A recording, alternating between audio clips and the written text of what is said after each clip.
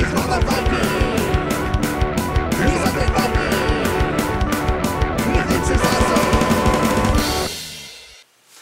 everybody, it's me, Undead Viking. I'm here to talk to you a little bit about the game Warquest. Now, if you've watched any of my videos prior to this moment, you'll know that about 99% of my videos take place in this room. More like 99.9% of my videos, I suppose. But I had a very unique opportunity a few months back. I was able to be in Chicago, and I was able to go to Glenn Drover's house, which was a little bit of a minor geek out moment for me. But I was able to actually sit down at his home and play Warquest with both him and the other co-designers of the game and the publishers of the game. And I had a lot of fun. The game was amazing. It really spoke to my Ameritrash roots, and I found myself really wanting more as soon as I was unfortunately had to leave and come home here to Minnesota. But I was able to bring my camera, and I was able to be there and record some information and actually record both the publishers and the artist, their feelings about the game and their the creation of the game and the steps that they had taken to get it published and what have you. And then also I was able to actually have Glenn, instead of me, talk about the game and show how the game is played. And I was lucky enough to actually have him and Keith Bloom, one of the publishers, actually do a combat. So I'm actually going to remove myself from this thing and transport myself back in time and also to Chicago here via this video. I'm going to have Glenn talk to you about the game, and then I'm going to actually show the combat that Glenn and Keith have. And then I'm going to come back here like I always do, and I'm going to talk to you a little bit more about the game and tell you exactly what I think of it. Now, due to the fact that this some of this video was done like earlier this year, what you see in front of you may or may not be an exact 100% representation of what the game is now. But it is, for lack of a better term, fairly evergreen, and what you see is a pretty accurate representation. I do know like some of the combat troops that you will see Glenn using, like a fire mage, or Keith has bugbears. You know, those are things that might be in expansions, but the basics of combat and the basics of gameplay are still very well represented by the video, and I think you are in for a treat. Alright, so cool. Let us go back in time to earlier in 2015 and show you how the game is played, and then we will you know, step back here and go forward in time, and I'll tell you a little bit more about Warquest. Alright, cool. This is going to be awesome. Alright everybody, what you see in front of you here is a giant map for the Kingdom of Marathia. Did I say that correctly? You did, Marathia? Marathia, okay. And this, we just got done playing an epic game of Warquest, which I sadly finished last. But, that wasn't how I was playing. He was supposed to win. I must have not put the deck together right. No, so, but, you know, this, what you see in front of you, this is pretty much the final art. I think there's some changes, and I think Glenn's going to go over those, some like modest changes. But if you're going to see be a convention or something, this is what you're going to see the game being demoed on, and obviously, well, it speaks for itself. But I'm going to turn this over to both Glenn and Keith, and they're going to show us some of the major mechanisms and how we play the game. Thanks. So yeah, there's going to be a couple of fine-tuning touches to the board art, but yes, as you said, essentially this is what the game's going to look like, and we're thrilled. It's beautiful. Paul Niemeyer art, he did a great job. So the way the game works, it's pretty simple. Each player takes the role of a warlord, and the warlord is essentially the leader of his army, and you can either recruit troops, and all of the troops are all the non-human races. So and those are all, the starting places are all in the periphery. Exactly, because the humans have pushed all the races out of the center of the kingdoms. And so you can recruit, you know, orcs or elves or dwarves or goblins or bugbears or beastmen. And these races, unlike a lot of fantasy universes, aren't, they don't have antagonism against each other. It's not good versus evil. They'll have their normal, you know, spats, but really it's everyone against the humans in the middle. Because they were driven out of this. This was their homeland at one time. Right, exactly. And they just want to get back to, they want to go back home. They want to get revenge.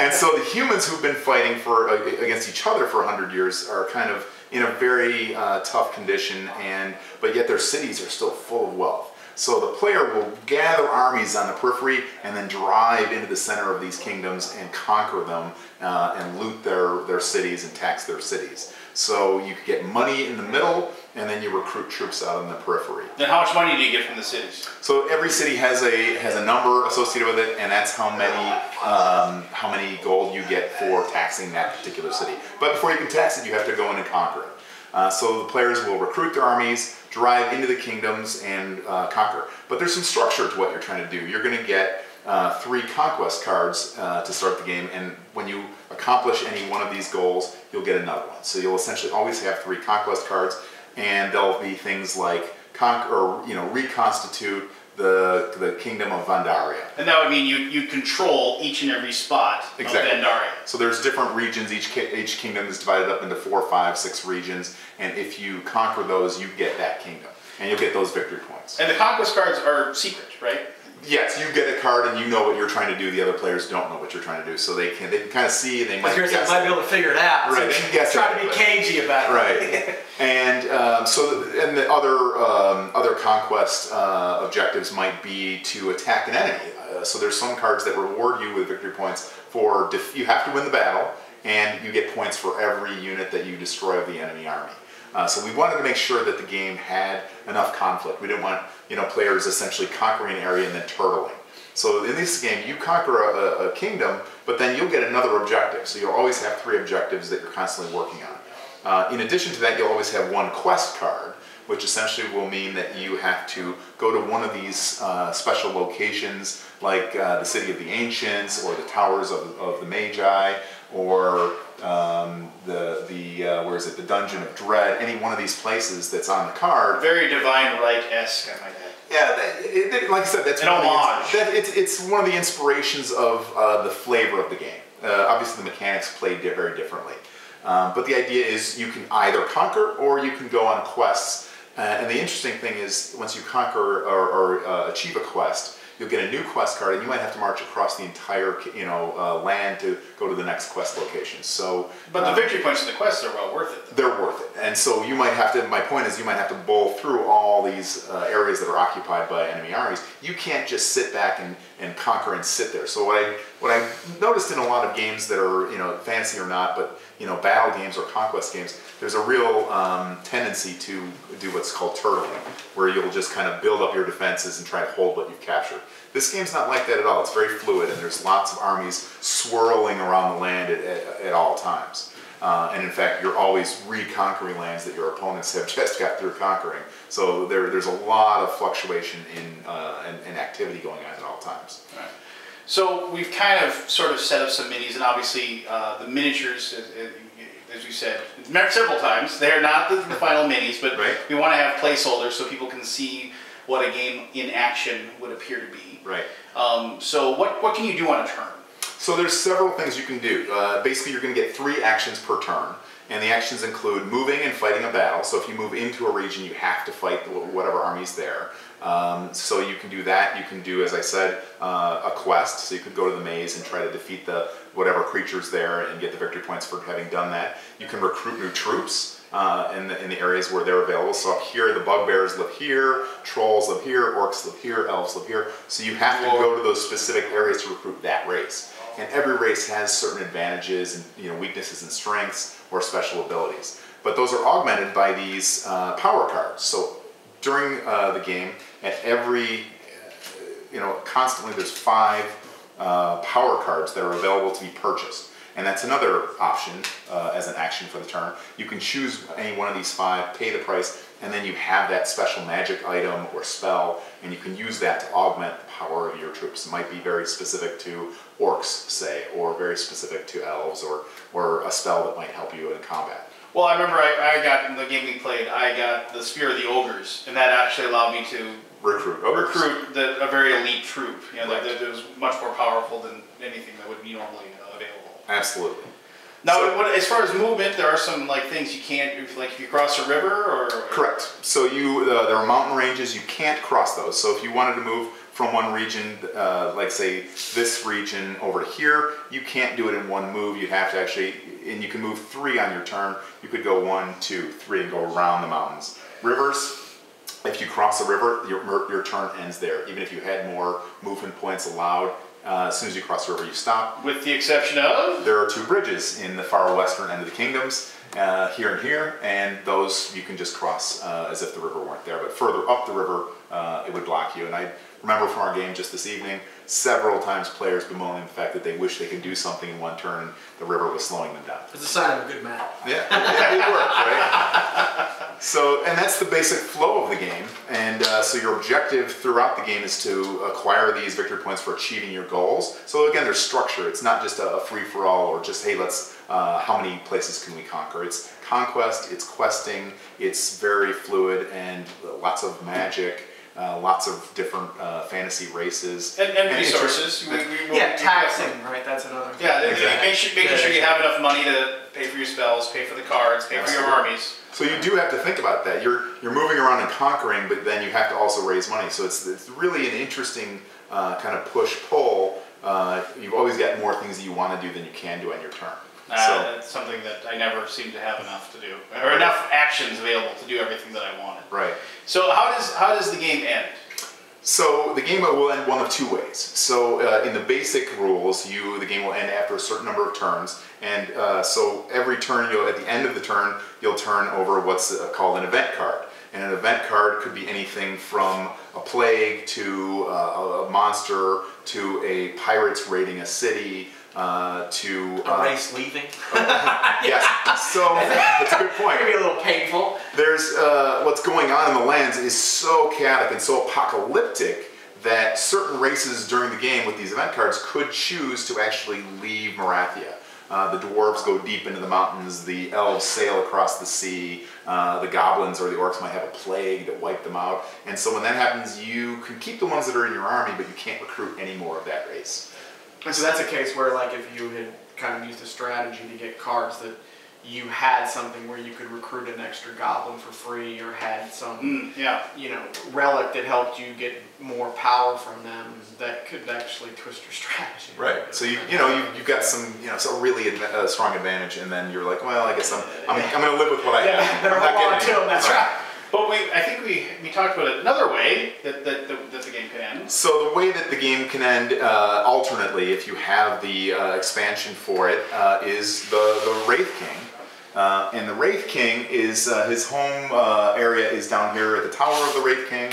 And at a certain point you draw an event card and it says the dead rise. And when the dead rise, that means the Wraith King arises in his tower, and he calls forth his army of the undead. Very powerful army of the undead. Very powerful army of the undead. And their objective, I should say, the player who's in last place in victory points at that moment, basically his troops have lost faith in him as a warlord, and they all leave and go home. That player is no longer acting as a normal warlord. He becomes the Wraith King. And he manages the Wraith King's objective, which is to destroy every city in the world. And so he'll basically march through the world, destroying and laying waste every city, one after the other, after the other, after the other. And the players pretty much have to stop him. But if you're not in first place, it might be to your advantage to maybe not go whole hog and do it right away, right? So you're going to go, you guys should go take care of the Wraith King. I'm going to be over here doing 1 or 2 more things. Yeah, go on a couple more quests, get a few more points. Right, and so the balance is, if the players don't act cooperatively to take down the Wraith King, because usually you can't do it in one shot, your army's usually not going to be that powerful by the time the Wraith King comes out, you really have to be cooperative, but there's a disincentive to be cooperative as well. So it's really up to the players. In our game, we had a lot of players vying for first place, and so what happened was the Wraith King came and started destroying the world, and everyone really left him alone for too long. And he was ultimately defeated, but he had destroyed 8 of the 9 main cities in Marathia, and that gave him 80 victory points, and he won on victory points, edging out the next players. So the Wraith King actually was able to destroy almost the entire world. Yes, poor Marathia. Poor Marathia. So, we've talked a ton about, that's a really great overview and everything, but we've touched on battles over and over again. So I think it's time we actually show the people at home how actually a battle takes place between 2 warring armies. And I think you're going to pick some armies for you and Keith. I'll pick some armies, we'll line them up, and I think what's fun is that the battles are very fast. fast and interactive, and there's some good strategy in it, but they're not too complex, so you can usually get through a battle in under 5 minutes. Well, why don't you quit talking about it? Let's show it. Let's do it. All right, so then we've gone ahead and set up our little skirmish here, and between Keith and Glenn. Now, Keith, you've got quite the menagerie over there. What do you got for your units? Yeah, my army's gonna kick yours. My warlords recruited satyr archers, bugbear crossbowmen. Didn't know which guys I'd pull in for a second. Dwarf infantry, a dwarf bear rider, and a pair of minotaurs. All right. And so what do you got going for you over there, Glenn? Well, I've got the winning combination. I've got trolls for muscle.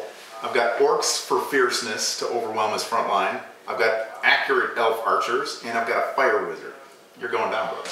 We'll see. And now, as we said before, these are not the minis that'll be in the game. Yep, these are just commercially bought for the prototype. And so, but obviously, you know, they're gonna be. We have the artwork and everything. Oh, you man. can see the Artwork's souls are gonna be amazing. incredible. Yeah.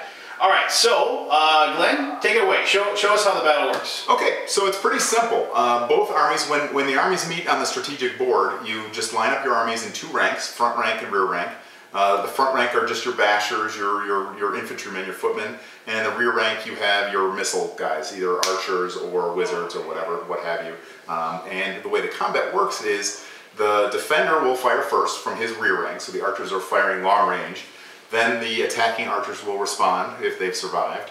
Then my footmen will attack, and then the attackers, the guy who initiated the battle, they'll attack. And your warlords aren't involved right now. They're not. They're in the reserve. So this area, in battle, you can either get a hit or a rout, essentially, making the other unit retreat.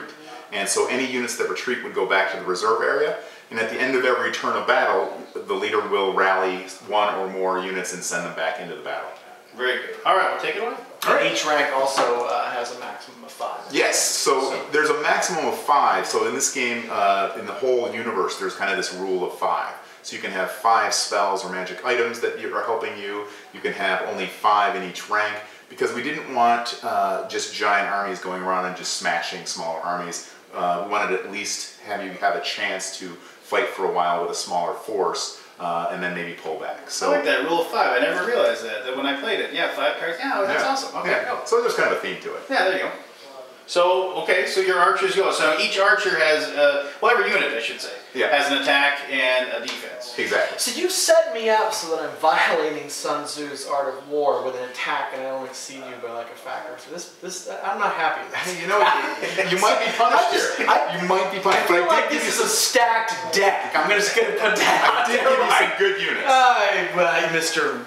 We'll see. So, as you mentioned, you basically, the attacker is going to probably take more losses. But so you get your 2 ranks, and what happens first is I'll pretend. Well, you know what? I'll make you the defender. How about that? We'll give you a little advantage. You go first. So you're the defender, and you're going to fire your archers first. And as Lance mentioned, there's an attack factor and a defense factor.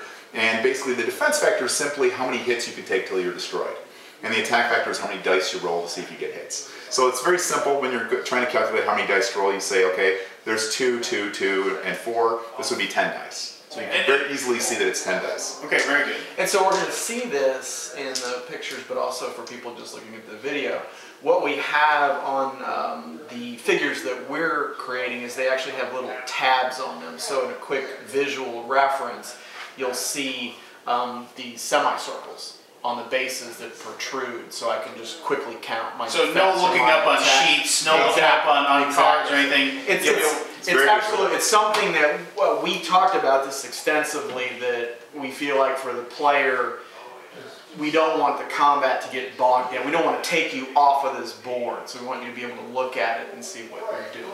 So there will still be interesting decisions in a tactical field, but definitely fast play. The battle should play out very quickly, faster than this little diatribe we've gone on. So you just said he could be the defender. Why do you have the dice? Because I always hold the dice. There you go. I'm a dice holder. I hear that. Everyone's got a dice holder. All All right, so you got 2, 4, 6, 7, 8. So these bugbears aren't very effective in their attacks, but they're very hard to kill. Okay. So he's got 8 dice, and now we've got 1 hit, and that's it. These others, basically, this little green mark is a rout, and that's a hit. So he basically rolled 1 hit, And now he can determine, and his archers can hit either rank, but usually he'll go into the rear rank. Fortunately for me, this wizard, one of his powers is that he's got an anti-missile shield, so he can't be hit by arrows. So he can't choose that as one of his targets.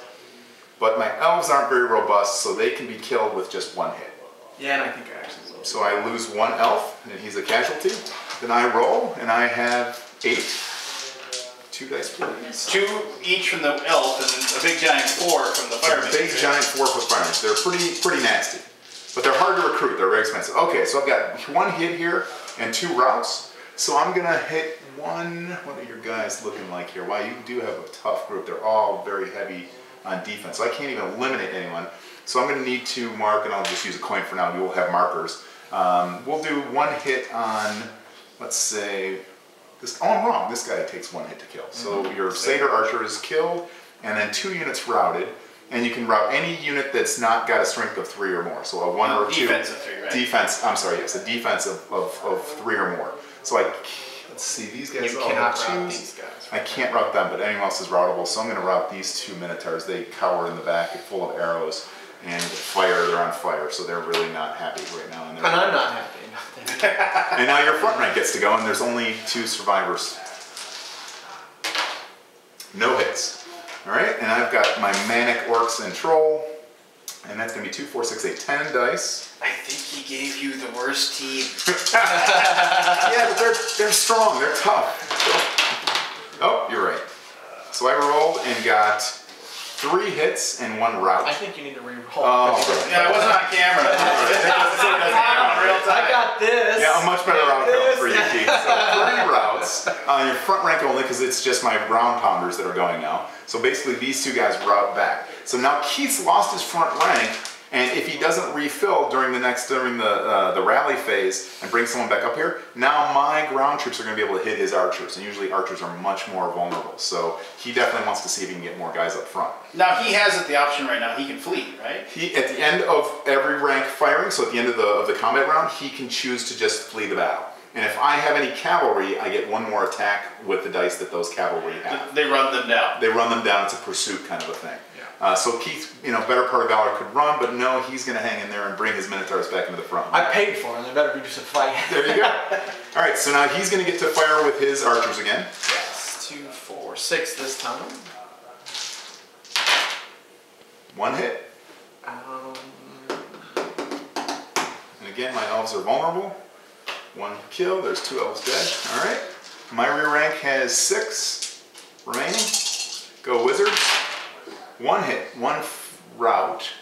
So I'll take 1 hit and 1 route. Well, I'm going to route this guy. Okay. So I've got this guy's routed here. Oh, that's yours.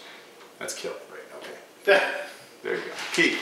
I don't have an attack. You don't have an attack for the front rank, so now I go again, which is great. Glad you think so. I do. 4, 6, 8, 8, 10. I need 2 more dice. Okay, big 10 for the Raging Horde of Orcs. And the Raging Horde of Orcs gets 1 hit and 2 routes on his rear rank because there's no one protecting them. Now here I have an interesting question or problem. I'm going to put the 1 hit on your Bugbears. So this guy has 1 hit out of 3 possible. And I'm going to route this guy, but I can't route the Bugbears because they have a strength of 3. So that one didn't take any effect. So now it's your turn again. I have to repopulate. Right? Get it to the bitter end, huh? Oh yeah. Right? Oh, we get some of those. Alright, so it's your rear rank. Which you get 2 dice. Not too effective, but they are hardy. They're going to be hard to kill. So it's 1 route. And can I make him right? No, because he can't even be affected by your missiles. Alright, so then 4 or he's too high. Yeah, we'll make him. Okay, so my archers, or my wizard is the only one for this rank I can fire with. Whoops, 4 dice. And 1 route, and we'll route your guy again. So that, those Minotaurs, they're tough, but they're not in it for real. They're not really committed. These guys, these Bugbears, they're committed. That's why I love Bugbears. They're not going away. They're not running. Okay, so that's the rear rank. Now it's your front rank, which doesn't exist. And my Screaming Orc Horde is now going to put more hits on your helpless archers. 2 more dice, please. 10 dice. Screaming Orc Horde with a Troll. 1 hit. 4 routes, which don't help me at all against these guys, but 1 more hit. So now we've got 2 hits on our bugbear friends. Now do you think you might run, Keith? Yes. All right, so Keith's better it's part of the battle. It's actually a tactical retreat. So he tactically retreats, and he would then fall back out of the battle. If I had any cavalry or mounted troops, I could now pursue, but I don't. So he gets away clean. All right. That's the end of a battle. Awesome. All right, thanks for taking the time to watch Glenn and Keith talk to you about the game. I suppose I was in there too, or at least you heard my voice. But you know, what you saw in front of you was a very, very accurate representation about how the game of Warquest is played. Now, that was, as I said, a little bit in the past, and the game has changed, you know, somewhat, and things have been altered a little bit. So the game experience we had, you know, may not be 100% exactly what the final product is going to be, but it is a very accurate representation of both how the game is played, and the combat representation is also very well representative as well. I mean, there's some changes, like, you know, like Bugbear troops or Fire Mage troops are expansions and not part of the base game, you know, so, I mean, they're still available, but, you know, you wouldn't get them with the base game of Warquest, if you will. So there's things like that to keep in mind. Now, my thoughts in the game are, you know, I'm pretty pro Warquest, if you will. You know, when I was first told about the game from Keith, you know, he was explaining the game to me, and I had, you know, we've had games, you know, that are about, you know, fantasy conquest, if you will. I mean, you know, Chaos in the Old World, or Conquest of Narath, or War Party, you know, things like that.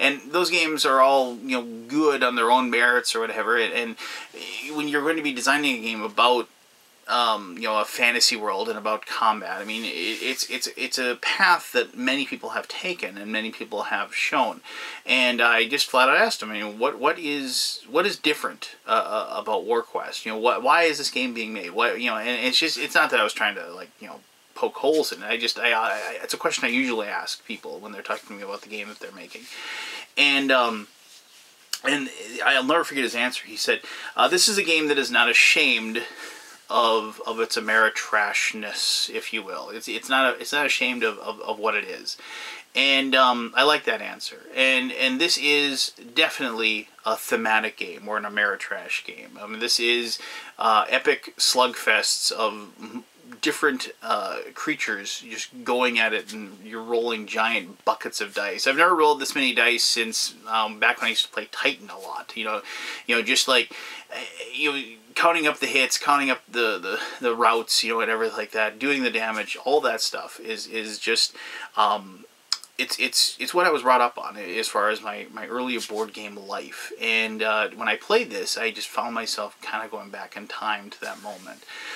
You know, there's so many things about this game also that are, like, cool, you know. This is, like, the first game, like, I can really remember. I mean, I'm sure there's other ones out there and somebody will tell me, but, you know, it's like, oh, you know, what's your army? It isn't just like, oh, these are dwarves, or you know, this is an army of, you know, these good creatures, if you dwarves. No, this is the thing.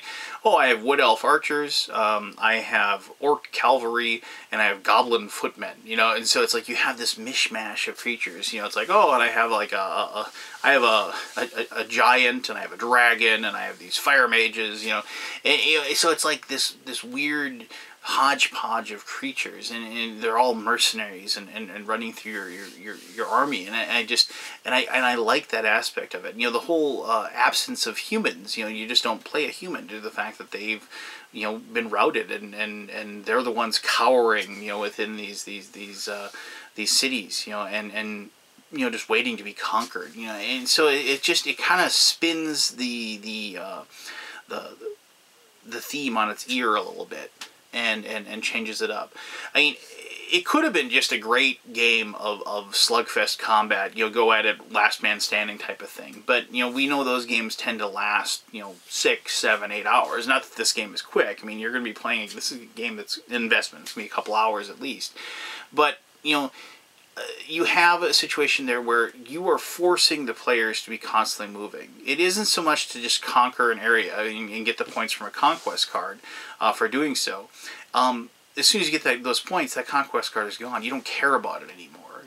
Now you've gone on to your next thing, which, you know, might be to control 2 different cities, or, you know, at the same time, or defeat another player in combat, if you will. And so, and you abandon that and going on to something else to earn points, or you're tracking down a quest, and sending your forces off to complete a quest in the maze on one side, but then your next quest takes you to the other side of the map, and you have to go over there to defeat some sea hag in some port, and so in all of those kind of tell you a story. They kind of just they give you that immersion and that feel of this epicness, this long drawn out saga, if you will, that your armies are partaking. And this is one of those games where it's awesome to win, but regardless of the end of the game, you're going to have those signature moments where you're going to say, either through good luck or bad luck, where you had some amazing battle, or you had that one dragon on that mountain that it was a quest that nobody could accomplish, because he just kept beating everybody until finally somebody defeated him at like the last turn of the game. And so you have those moments, and you have those things that you recollect, next time you dig out the game, or when you're just thinking about playing the game, and you say, wouldn't it be cool to play Warquest again? It's like, oh, I remember that one time. And and I have many games like that, that tell me that, and have those moments. And I guarantee you, and this is not anything against a Euro game, which I still enjoy those games a great deal, but like I've said before, I've never told somebody, remember that one time when we were playing that one Euro and I turned in those 3 different types of resources for 11 victory points? Nobody ever remembers that story. But you do remember the story when you say, remember that one time when my last 2 goblin footmen were able to kill your fire mage, and like he basically like throws a dagger from one side of the battle to the other and like stabs the guy through the eye or something like that, and you're acting out that moment, and it kind of lives with you, and it's that like signature moment that like lives longer than the actual play of the game. And for those moments, and for the fact that, like I said, it is a game that is not embarrassed by its Ameritrash roots, I thoroughly enjoy it. I am going to be a backer to the highest level. I am going to get every single miniature, every single spot, because the game is absolutely gorgeous, and it is absolutely worth, in my opinion, every single penny. So there you go. If you have any questions about Warquest, or if you have any comments, I'd love to hear those.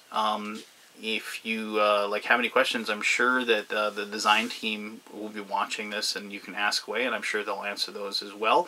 And you can head over to the Kickstarter page, and I'm sure you can ask whatever you want, and they will be more than happy to answer them there too. So, thank you very much, as always, for taking the time to watch this video. I really appreciate it, and it was kind of a neat one because of the fact that, like I said, different areas and whatever. Hope you like that, and until next time, this is Undead Viking, and I'm telling you to have yourself one heck of an awesome day. Alright, bye-bye.